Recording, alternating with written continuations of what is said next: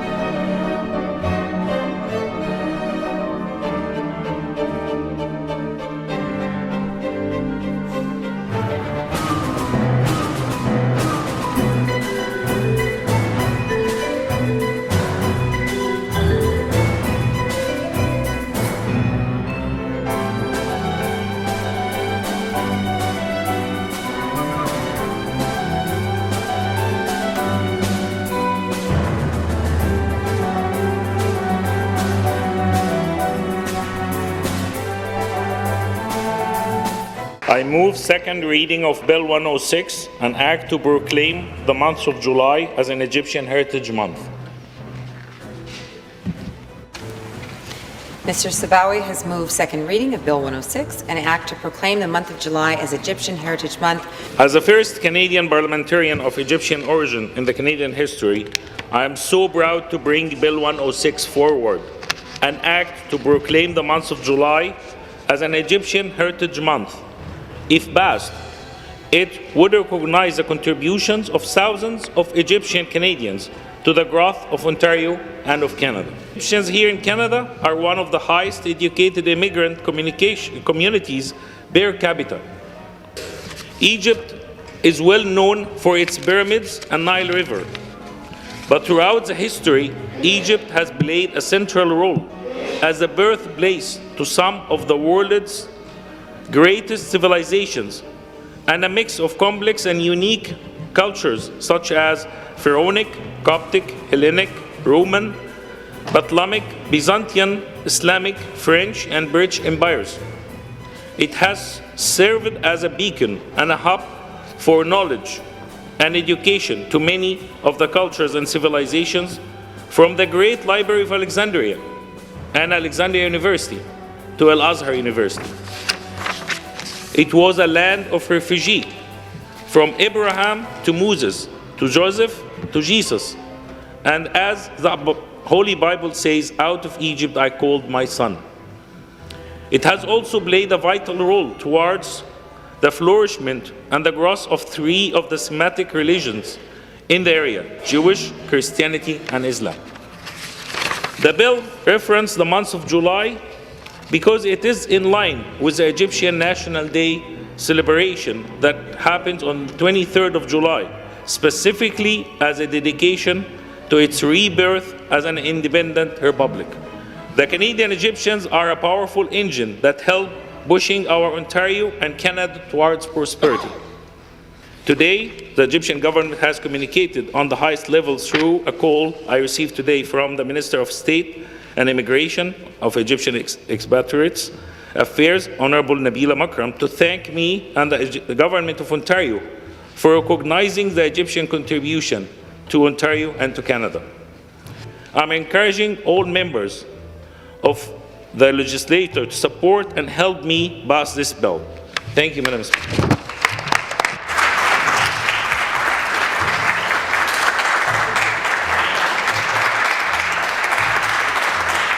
Let's recognize the beauty of Egyptian Canadian contributions, and let's do better. And I'm truly blessed and honored to be here to support this bill. Thank you. I recognize the Minister for Tourism, Culture and Sport. Thank you, Madam Speaker. Madam Speaker, when the daughters and sons of Egypt first arrived here in Canada, they brought with them the heritage and culture of one of the world's most ancient and revered civilizations. There, they can begin to understand the immense role played by Egypt and its people in the story of the human race and in the development of the civilization we know today. On that note, I would like to invite everyone to an important special exhibition at the ROM coming up in 2020, the Egyptian Mummies Exploring Ancient Lives exhibition, which will present unique insights into the artifacts and the lives of this fascinating culture. But of course, Madam Speaker, the designation of July as Egyptian Heritage Month recognizes more than just the archaeological treasures and the cultural heritage of the land of the Nile. My colleague has already acknowledged the significant contributions made by Egyptian Canadians through Ontario's history. Over many decades, Ontario's Egyptian community has produced leaders in every field imaginable, from medicine to business and commerce, to sports, to education, to politics, and the arts and entertainment. And when Disney was looking for a young actor to play the lead role, they selected Mina Massoud, born in Cairo, raised in Markham, and a natural movie star. We recognize the valuable contributions of both Ontario's Egyptian Coptic Christian and Muslim communities to our province's cultural wealth, vitality, and economic success. As Minister of Tourism, Culture and Sport, Madam Speaker, I invite all Ontarians to learn more about the rich heritage of our neighbours of Egyptian origin and the contributions they have made and continue to make to our province. We all know the story of the pharaohs and the pyramids, which are still standing more than 4,000 years after they were built and are rightfully considered one of the great wonders of this world. Egypt is also one of the world's great tourist destinations. Each year, millions of tourists from every corner of the earth flock to Egypt to bask in the splendor of its awe-inspiring historical sites, artifacts, and wonderful culture and hospitality. Today, the vast majority of Egypt's citizens are Sunni Muslims, but Egypt also has a large Coptic Christian minority. Copts also form the largest single group of Egyptian Canadians, and today the Egyptian Coptic Orthodox Church is still based in Alexandria and is headed by spiritual leader Pope Tawadros II. There are many amazing people of Egyptian heritage who have made incredible contributions to Canadian society, and Egyptian heritage is known and respected throughout the world. In a way, it is informally celebrated always. But this legislation will provide us the opportunity to take the time formally to celebrate Egyptian heritage and culture together. Madam Speaker, I support this bill wholeheartedly because I have personal and first-hand experience with how much the Egyptian community has contributed not only to my riding of Mississauga Centre, but also to the vast cultural landscape of Ontario and Canada. But the truth is, Egypt and Egyptians represent a unique and diverse culture, and Egyptian Canadians are our colleagues, neighbours, and friends. Egyptian Canadians are actively contributing to the fields of medicine, arts, education, community service, and most recently, politics. Madam Speaker, I still remember the very first time I stepped into the St. Mary and St. Athanasius Coptic Orthodox Church and met with Father, or Abuna Angelos. It was the Feast of the Nativity several years ago. The church was packed with over 1,500 worshippers and families. The sheer joy and religious celebration, coupled with beautiful singing of the worshippers, was so heartfelt, it stuck in my memory. I was welcomed so warmly, and this moment was the start of my lifelong friendship with the Egyptian Coptic community. Recently, I attended the 20th anniversary of the Philippatir Christian College, a non-denominational Christian institution dedicated to providing all of its 360 diverse students the best in academic and athletic achievement. I would like to congratulate their principal, Phoebe A. Vaspi, on her leadership in education and faith. I believe that in the spirit of diversity, we should acknowledge and celebrate the unique and distinct presence and contributions of the Egyptian community in Ontario. Madam Speaker, I congratulate my fellow MPP from Mississauga Erin Mills, I am proud to call him my colleague, and I fully support Bill 106, an act to proclaim the month of July as Egyptian Heritage Month. Thank you, Madam Speaker. In my greatest attempt to speak the language of this brilliant civilization, Taya Masur, Viva Egypt, and all 300,000 people. You could applaud, no one else can applaud, Sherif, but I want to thank every single one of the Egyptian Canadians, 300,000 people who proudly hail from Egypt. I've not spoken to, but I see Father Angelos, who's here, a leader in the Coptic community. It's great to see you, Father, a leader of many, many people of faith.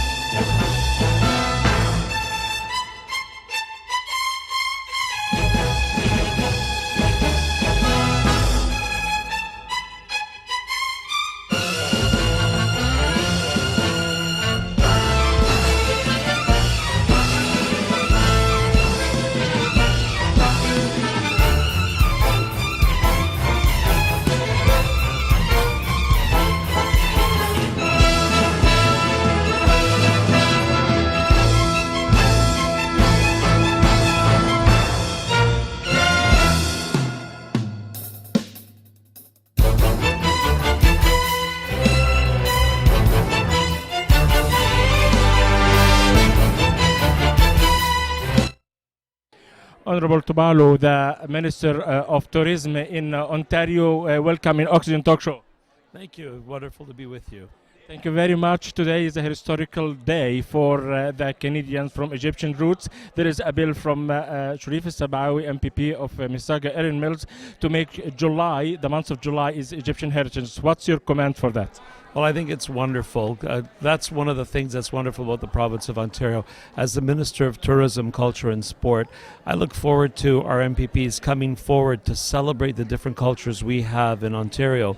One of the things that makes us strong and makes us proud is the fact that we can keep our traditions, our customs, our language, and live in a beautiful country like Canada and a beautiful province like Ontario. So I'm very honored to have spoken today on the bill. I'm very supportive of the bill, and I look forward to seeing it pass and celebrating with the first official Egyptian Heritage Month. And, you know, we have a lot of connections between Egypt and Ontario. You think about the Raw Museum and the rich, we have over 2,000 artifacts. And in addition to that, in 2020, there's a huge exhibit that's going to be there that talks about the civilization and the great things that Egypt has offered historically and also that contributes today in Ontario. Regarding the Egyptian heritage. Well, you know, it's a very exciting day. I think MPP Sheref Sabawy did a great thing in terms of passing Bill 106. I know Doug Ford in our PC caucus was very pleased to support it. 300,000 people of Egyptian heritage in Ontario, and it's such a rich heritage. And I just think this will make a whole opportunity for education for the 13 million Ontarians who aren't of Egyptian background to understand the contributions that Egypt has made, but also just to understand how vibrant the Egyptian community is. So I commend MPP Sabawy, and I think the whole community, I think, was very enthusiastic today. I think it's a historic day. معنا لقاء عريس هذا اليوم التاريخي صاحب الانجاز الكبير في برلمان اونتاريو. النهارده معانا النائب شريف سبعاوي، نائب ايرن ميلز ميسيساغا. مبروك يا شريف. شعور غير عادي لما كل البرلمان بجميع البارتيز بجميع الاحزاب بيشكروا في مصر، بيشكروا في الجالية المصرية وفي الجالية القبطية وبيقولوا الانجازات بتاعتها. ايه شعورك وانت بتسمع كل الكلام الجميل ده عن الجالية المصرية؟ مفيش جميل، احنا الجالية بتاعتنا سمعتها زي الفل. اكيد في شغل كبير ورا هذا الكلام الجميل، اكيد في الكواليس في مجهود كبير، مش مجرد خطب وكلام. قول لنا على جزء من المجهود اللي اتعمل عشان يوصل هذا الكلام الرائع من جميع الموجودين في البرلمان. والحقيقه يعني انا واخد الفرصه ديت ان انا شلت صفحه من الكلمه بتاعتي عشان الوقت ما كفاش. فالصفحه دي كنت بشكر التيم بتاعنا، التيم اللي اشتغل بقى لنا 3 شهور بنشتغل في الايفنت ده او في البيل ده، سواء عشان نعدي بيه او سواء عشان نحطه في الصيغه المقبوله من جميع الاطراف، سواء الاتصالات مع الاحزاب المختلفه، سواء الاتصالات مع مكتب الليدر، سواء الاتصالات مع الكوكس، مع الليكو هنا، مع الاستوديو، مع البرلمان نفسه، البرلمان او يعني التيبلز بيسموها التيبل، الكليركس بتوع البرلمان، عشان نقدر نعدي بالبيل. فطبعا انا عايز اشكر اندرو، هو اللي شايل الليله يعني، وتامر وابونا وكارول معانا وكل الجالية اللي ورانا اللي واقفة بتسبورت يو، يعني كل الجالية دي. الجالية طبعا هي الباك بون بتاعتنا، الجالية بتاعتنا هي اللي بنتحمل عشانها كل كده. في الحقيقة ده حدث تاريخي لم يحدث في أي برلمانات العالم كلها. متوقع إيه الفايدة اللي تحصل والعلاقات اللي تتطور ما بين مصر وكندا وخصوصا أونتاريو؟ بص، هو احنا اوريدي بنحاول بقالنا مده ان احنا نعمل تواصل مع الوزارات في مصر عشان نشوف اذا كان في اي نولج ترانسفير، اي خبرات مستفاده، اي بزنس ديفلوبمنت، يعني نقدر نعمل ديفلوبمنت مشاريع كنديه في مصر او العكس، المصرية تستورد حاجات من مصر. مصر فيها طبعا حاجات كتير ممكن تنفع في كندا، والجاليه يعني جاليه كتير. الحقيقة أفراح كثيرة جدا للمصريين وأيضا للكنديين، إنهم متوقع جدا زي ما إحنا فرحانين ككنديين من أصول مصرية، الكنديين أيضا هيستفادوا من الحضارة ومن التراث المصري. ما طبعا يعني أنا باخد الفرصة دي في إن أنا أقول كل الشركات السياحية في مصر، طبعا إحنا المشوار بيننا وبين مصر خدت تذكرة عالية جدا، وبالتالي هم ما عندهمش فرصة منافسة كبيرة يعني الناس اللي رايحه تستحمى في البحر وتقضي اجازه في الشمس وبتاع بتروح طوبه وبتروح اروبا وبتروح حاجات كلوز ارخص بكتير. انما في عندنا سياحات تانية مهما كان الفرق مش you can't make it. عندنا سياحه دينيه، العائله المقدسه، عندنا سياحه تاريخيه، سياحه فرعونيه، عندنا سياحه اسلاميه. كل السياحات ديت، كل انواع السياحه ديت مش هيفرق معاه اللي رايح عايز يتفرج على الهرم هيدفع تذكره غاليه وهيدفع ليله فندقيه غاليه وهيدفع تكاليف غاليه، لان هو مفيش حته ثانيه يروح هيشوف فيها كده. هو ده الحاجه اللي هو عايز يشوفها. طبعا اللي عايز يروح البحر يعني ربنا معانا. شكرا شريف على كل المجهودات. عايزين نسمع كلمه شكر لشريف او تعليقك لشريف ايه النهارده؟ ربنا يوفقه ودايما يكون في خدمه الناس ويصلح له الحال يا رب. يا رب. نحب نعرف كلمه من حضرتك. الحقيقه النهارده انا كنت قاعد في جلسه البرلمان وكل فخر بمصر، ومش عارف يعني شريف حط مصر في وضع نفخر بيه كلنا. ويعني هقول ايه، شريف دخل مصر في تاريخ كندا وهو نفسه دخل في تاريخ كندا. ده عمل حقيقه كلنا بنعتز بيه وفرحانين جدا بيه، ونقول ايه تحيا مصر. شكرا لشريف. ومعانا اذا كان شريف سبعاوي هو فخر الجالية المصرية، فمعانا ابو هذا الفخر الحقيقي قدس ابونا انجيلوس. وعايز اقول ان من ضمن الانجازات مش اللي قالها شريف، اللي قالها كثير من اعضاء البرلمان بيفخروا بالكنديان كوبتيك سنتر اللي بيرأسه قدس ابونا. شكرا يا ابونا على مجيئك وتعليقك ايه على الحدث الجميل ده. الحقيقه احنا كنا مستنيين اليوم ده يعني، وكنا بنعد لحظه بلحظه وساعه بساعه، ولما جينا هنا يعني كنا عمالين نشوف يا ترى امتى، يا ترى شريف هيقول ايه، ويا ترى الناس اعضاء البرلمان هيتقبلوا الكلام ده باي صوره من الصور. لكن الحقيقه كلام شريف كان يعني عايز نقول اجمل كلام ممكن واحد يقدم بيه ويعرف بيه مصر. وبالتالي كانت النتيجه ان اي حد يتكلم عن الكلام على مصر بعد كده كان لازم يتكلم in a positive way ويدي تعليقات جميله زي ما شفنا. وبالتالي ما اصبحش في مجال لاي حد يتكلم بطريقه سلبيه او بطريقه مش سبورت. والحقيقه احنا يعني انا عايز نقول برضو، مش عايز نعتبر ان ده سر، لكن انا عايز نقول ان شريف كابن لمصر وابن الكنيسه هو انسان برضو بيبقى ماسك في ربنا في كل حاجه. ويعني بركه كبيره ان الموضوع ده يحصل النهارده في يوم عيد الصعود. وطبعا بركه كبيره ان الشريف يجي يحضر القداس ويتناول ويبقى يعني مجهز نفسه ومش هو لوحده، لكن واخد المسيح معاه علشان يبقى كل كلمه طالعه يعني مسنوده بقوه من ابونا. هذا اليوم هو بيكون يوم تكليل لتعب كبير قدسك تعبت فيه في الكنديان كوبتيك سنتر، مش لخدمه الاقباط بس بل لخدمه المصريين والجاليه العربيه كلها. نقول هذا يوم تكليل لهذا التعب على مدار اكثر من 30-40 سنه. انا عايز نقول يعني ده تعب ناس كتير خالص. انا دايما بنتفرج على الناس وهي عماله بتتعب وعماله بتشتغل. انا الحقيقه يعني اخر واحد بنتعب واخر واحد بنعمل حاجه. في النهارده فيلوباتير كريستيان كوليدج اتكرمت من اكتر من ممبر، يعني لو كان شهاده شريف تبقى مجروحه، لكن اكتر من عضو في البرلمان بيشكر في هذا الصرح العظيم. تعليقك ايه على النهارده؟ فخورين جدا طبعا ان احنا اسمنا يتقال في البرلمان بتاع اونتاريو، وبنوش ان احنا نفضل من نجاح لنجاح ونرفع راس الكنيسه ونرفع راس مصر، واولادنا يخرجوا من المدرسه عندنا ويبقوا مور سكسسفول، ويمكن وان داي نيجي نشوف حد فيهم هنا. مصر خدت وضعها المناسب في كندا. مصر دوله عظيمه وكبيره. النهارده حسينا ان مصر جت في مكانها الحقيقي، وان شاء الله من تقدم الى تقدم. Natalia, we welcome you, Natalia. Thank you very much. Natalia have a very distinguished message for all the parliament about Egypt and about the Egyptian community. Thank you very much for this message. Well, it was a true honor to be here today with all of you and to speak to Bill 106, MPP Sabawy's act to proclaim July as Egyptian Heritage Month. As you know, I'm the MPP for Mississauga Center, and we have a vibrant Coptic Egyptian community. And you know, every time I come to your place of worship, I feel like I'm at home. And so today is a historic day for all of us. هي إحساس رائع جدا جدا.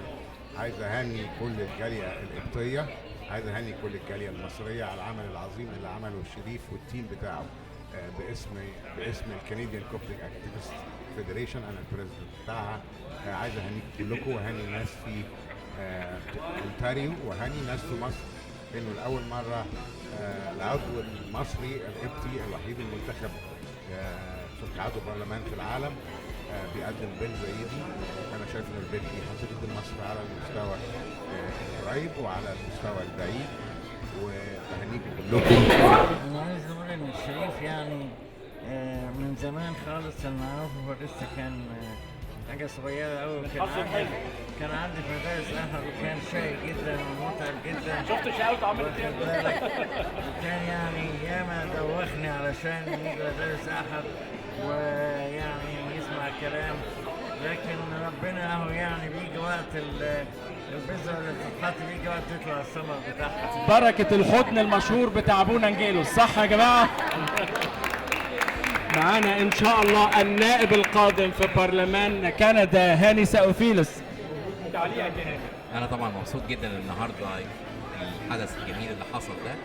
دي انجاز كبير لينا كلنا كجاليه مصريه عايشه في كندا. الجاليه المصريه قدمت كتير لكندا وشريف قدر يقدمها بطريقه حلوه جدا، واحنا شفنا قد ايه اعضاء البرلمان الكنديين البرلمان بتاع اونتاريو هم كلهم قالوا قد ايه هم فخورين بوجود الجاليه الحلوه دي موجوده بينهم. المصريين قدموا كتير هنا وهيقدموا كتير، وان شاء الله هنرفع اسم مصر واسم بلادنا كلها حلوه، وان شاء الله كلنا هنقدم خدمه لكندا والمصر في كل وقت. احتفال خير ليكم ولكل المرشحين، وان شاء الله نحتفل بيكم بقيه المرشحين المصريين في البرلمان الكندي الفدرالي.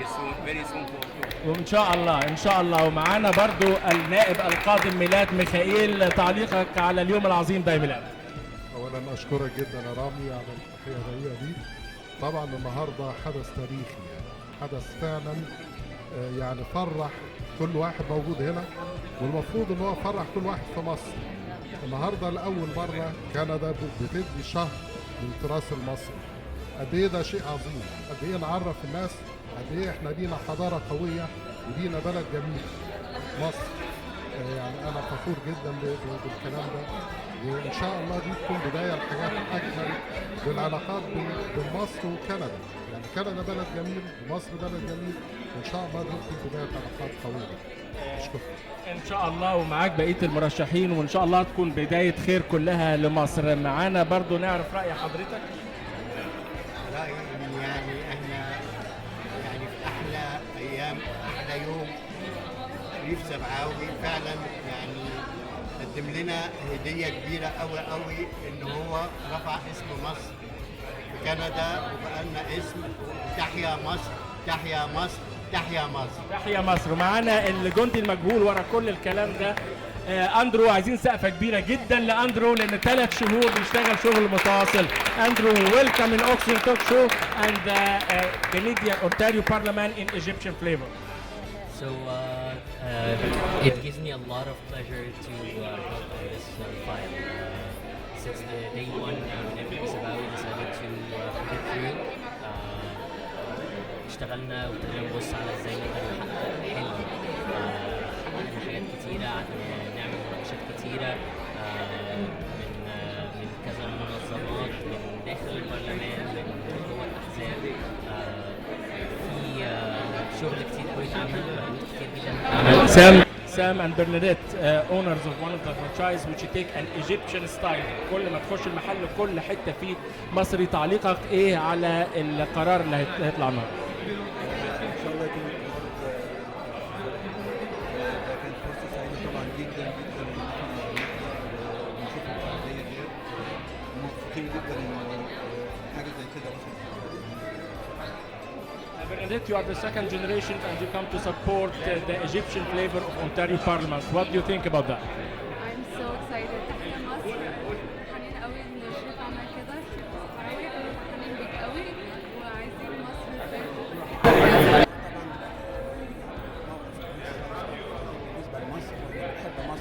العظيم هو، وزي ما قال قداسة البابا شنودة نعترف بها من الحياة وبرنامج الحياة. مصر وطن يعيش فيه.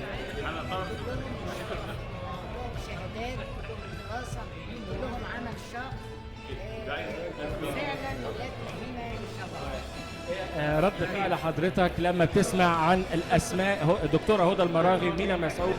الحقيقه الف مبروك على مصر، ومصر دايما بتطلع رجال ناجحين وبروفيشنال فيري بروفيشنال زي ما انتم شفتوا، ناس اصحاب بيزنس وسكند جنريشن الصيادله اللي موجودين. مبروك لكل المصريين، مبروك لمصر، ومبروك لكندا ايضا، لان كندا بتضل الناس دي وخلتها كبرت يعني انفايرمنت كويسه. والف الف مبروك اولا واخيرا لمصر. شكرا وتحيا مصر للجميع. واحنا بنتفائل لان كل المعارضه والحزب الحاكم لاونتاريو كلهم ايدوا حركه شريف سبعاوي بال 106 لجعل شهر يوليو يكون شهر للتراث المصري. And our Egyptian heritage as well, and that we are all merging in the same society, and that we are doing a great job, and we are very proud of ابونا انجيلوس and all of what he's doing for us, and thanks for شريف سبعاوي that he's bringing our voice to the parliament here. احنا نشكر ربنا جدا لان يعني مصر مذكوره اصلا في الكتاب المقدس، وكلنا بنفتخر ان ربنا يسوع المسيح جه وزار مصر وبارك شعبها وقعد يعني حوالي 4 سنين في مصر. وبعد كده مصر ليها وضعها في التاريخ، يعني ما نقدرش ننسى كل التاريخ اللي يقراه كويس التاريخ يعرف مصر هي ايه.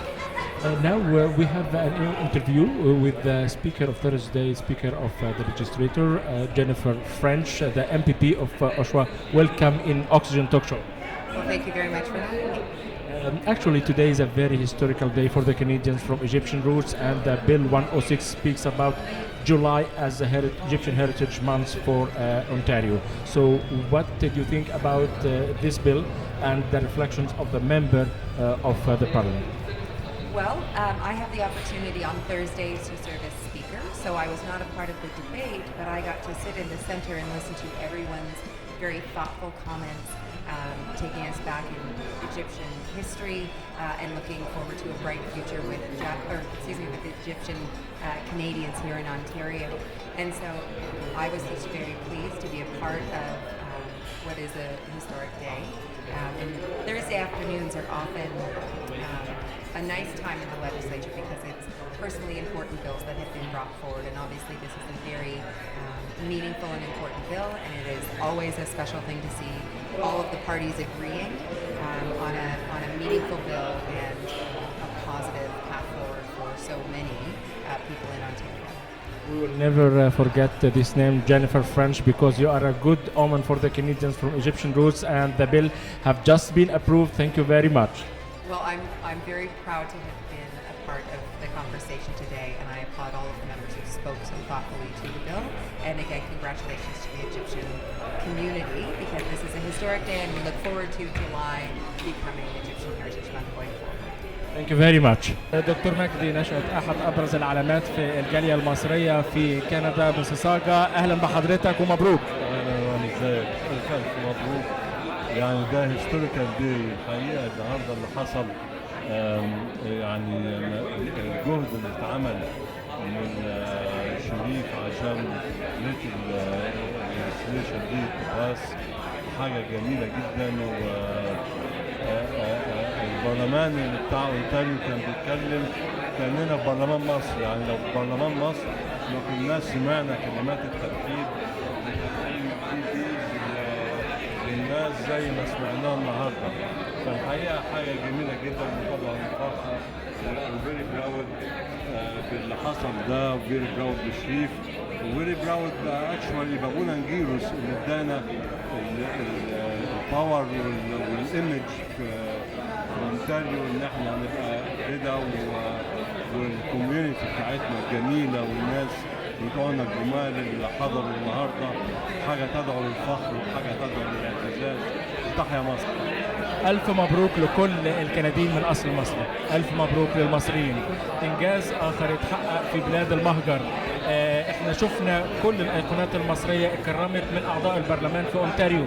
شهادتنا احنا ككنديين من اصل مصري مجروحه، لكن لما تكون الشهاده بالاجماع 100% من اعضاء برلمان اونتاريو يتكلموا على هدى المراغي ومينا مسعود، ويتكلموا على كنديان كوبتيك سنتر، ويتكلموا على المؤسسات الحلوه اللي بنت كندا، ويتكلموا على مصر، ويتكلموا على النهضه اللي فيها، ويقولوا تحيا مصر بالعربي، ده انجاز كبير جدا لمصر. الف مبروك لمصر، الف مبروك لكندا انها تستمتع كل شهر جولاي او يوليو في بالتراث المصري. شكرا لكم والى اللقاء في اوكسجين توك شو، وتحيا مصر وتحيا كندا.